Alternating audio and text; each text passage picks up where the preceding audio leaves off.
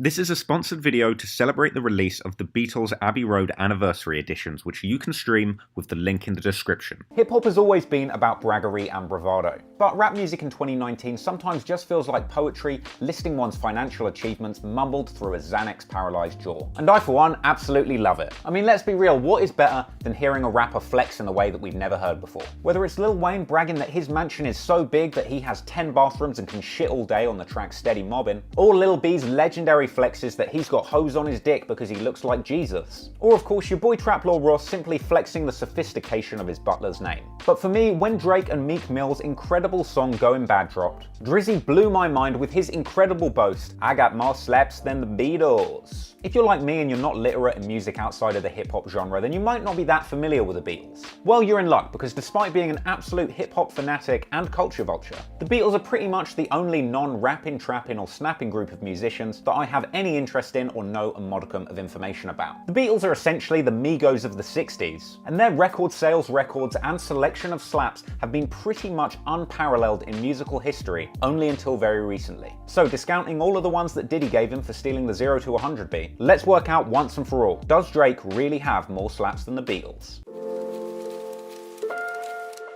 Now, you don't get to the top without attracting a few haters. And despite my love of Drake's music and the admiration for everything that he's achieved over his amazing career, I also enjoy tearing down those achievements and mocking Drake every opportunity that I get. After all, what is the point of building somebody up to deity status if you can't savor tearing them down once they get there? After all, how can you not make fun of a guy that has a Boeing 747 with his own name printed on the side of it? Which, in combination with his music, now means that Drake has multiple methods of spewing hot air into the atmosphere. But obviously, I'm not the only Drake hater on the map. In 2018, Drake received a lot of attention after releasing his I Have a Secret Love Child you might have heard about from Pusha T album, Scorpion. That album was such a humongous runaway success that it very quickly became clear that Drake had beaten several records that were previously only held by the Beatles. But not content with just making a slick brag about having more slaps than the Beatles on the song Going Bad, Drake decided to rub salt in the wounds of Beatles fans everywhere by getting a ghastly tattoo depicting himself walking past the Beatles in the pose from their famous Abbey Road album cover. And by the way, that classic album Abbey Road did just turn 50 and is well worth revisiting, link in description. You'll be very pleased to know that that Abbey Road album has aged very well over the last 50 years, unlike how bad Drake's tattoo is going to look in 50 years. But anyway, so with the lyrics and the tattoo, it seems to suggest that Drake is not only saying that he has more slaps than the Beatles, but also that he's overtaken them. So let's take a look at the numbers.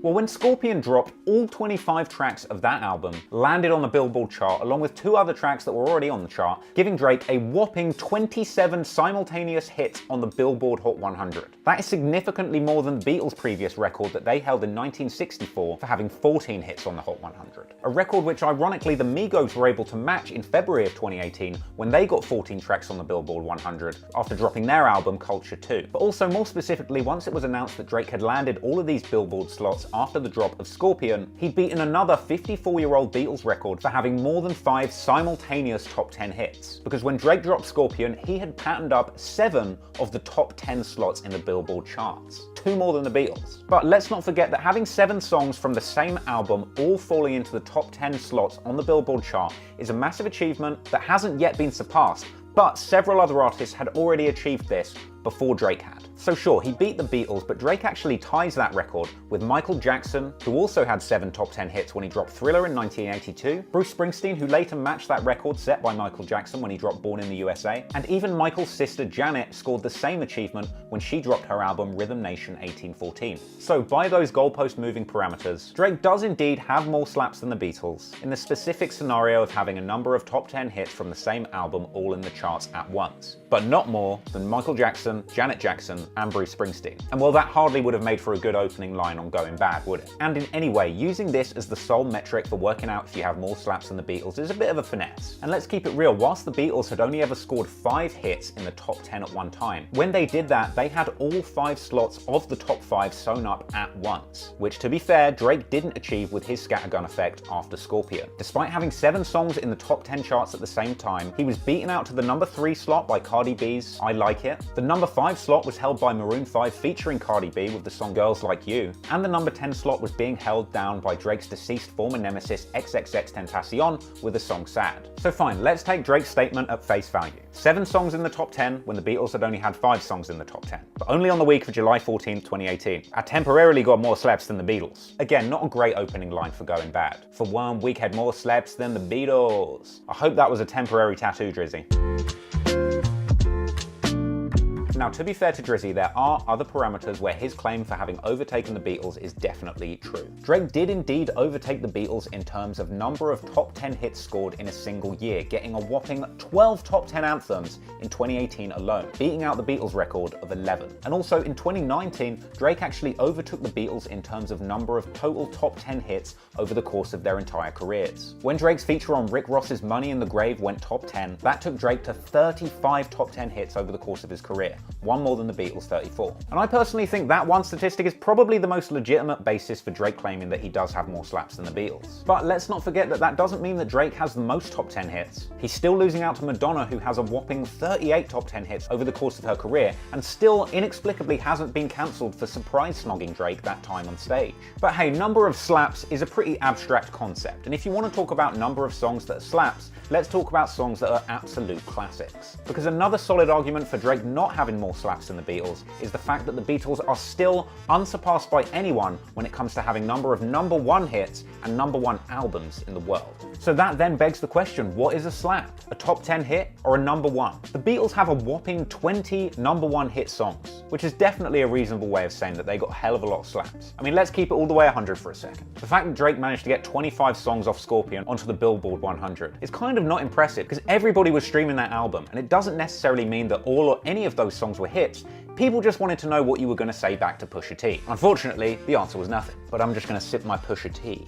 But not only do the Beatles mop the floor with Drake when it comes to having number 1 slaps, but they also have an incredible record for having an amazing streak of 6 number 1 singles all in a row, coming only second to Whitney Houston, who had 7. The Beatles' 6-song number 1 streak started with the track I Feel Fine in December 1964 and ended with We Can Work It Out in January of 1966, only losing their streak in March of 1966 with the song Nowhere Man, which still scored an impressive number 3 on Billboard. And on top of that, the Beatles are the undisputed champions when it comes to scoring number of number 1 hits in single years, scoring 6 number 1s in 1964 and 5 more number 1s in 1965.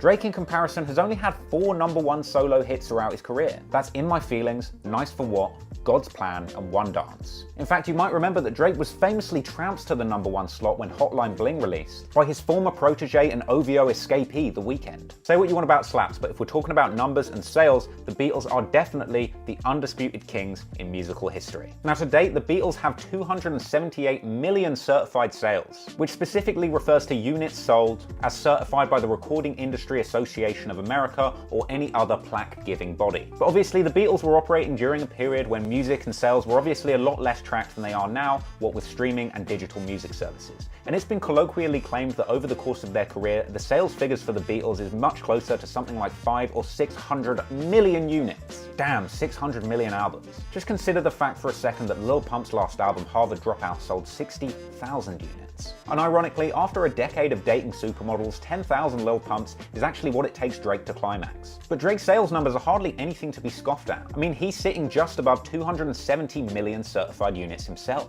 So he's actually not too far off of the Beatles' certified number record. But then again, if the mythical 600 Beatles records sold is anything to be believed, then you could say that Drake is not even halfway to overtaking the Beatles. But to be fair to Drake, on the flip side, he is the most certified RIAA selling artist of all time, with 142 million certified units sold in the USA. So what can I say? If we're just going by plaques in the USA, Drake is probably only a few auto-tune hooks away from overtaking the Beatles. But allow me to just drop one last drip drip of rain on Drake's parade by pointing out that the Beatles are miles ahead when it comes to number 1 albums in their career, having a whopping 19 number 1 albums. Though to be fair, that does include a number of greatest hits and compilation albums, but still number 1s nonetheless. And you'll probably be happy to know that in second place is our old chum Jay-Z with 14 number 1 albums, and I assume a whole bunch of Sprint subscriptions. But Drake isn't too far behind with 9 number 1 albums of his own since the recent release of his musical clip show, the Care Package compilation project. But there is one thing really worth remembering, and that's that the Beatles managed to record their entire body of work